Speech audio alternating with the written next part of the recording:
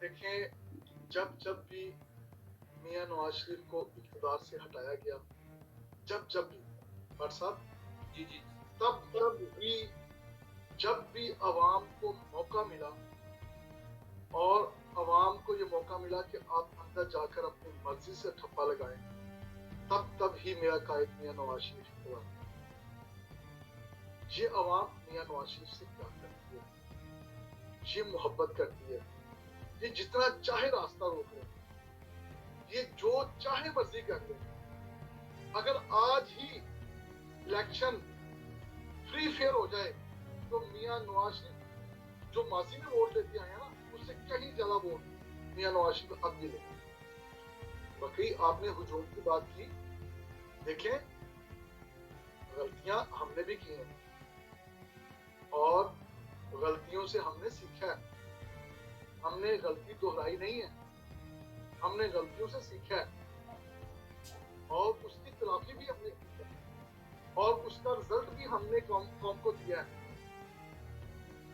गलतियां इंसान से होती हैं, हमने गलतियां की और सुधरे, फिर हमने सुधारा भी। पाकिस्तान मुस्लिम लीग 85, 87 या 90 की दहाई से पहले की बात कर रहा हूं मैं। ये ड्राइंग रूम की मुस्लिम लीग थी।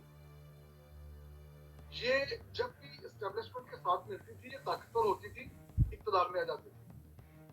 लेकिन आपने देखा फिर मियां मोहम्मद नवाज शरीफ ने दिन रात मेहनत की, घर घर जाके मेरे कायद मियां नवाज शरीफ ने लोगों को जगाया, लोगों को उठाया और आज हम रफ्तार इतनी स्लो थी, रोकने वाले सामने बेशुमार थे।